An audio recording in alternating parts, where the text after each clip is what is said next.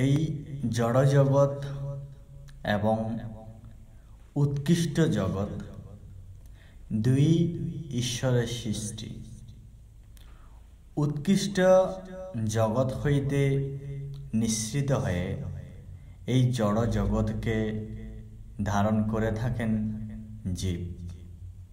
এই জড় জগৎ ৮টি প্রকৃতি দ্বারা গঠিত, যাহা আমরা পূর্বে জেনেছি। গীতার ৭ম অধ্যায়ের ৬ নম্বর শ্লোকে বলা হয়েছে, এতদ্বয়োনি নিভূতানি সর্বাণি তয়ো পদাদয় অহং কৃৎস্না সজগতঃ প্রভবঃ প্রলয়স্ততঃ। হে সনাতনী সন্তান,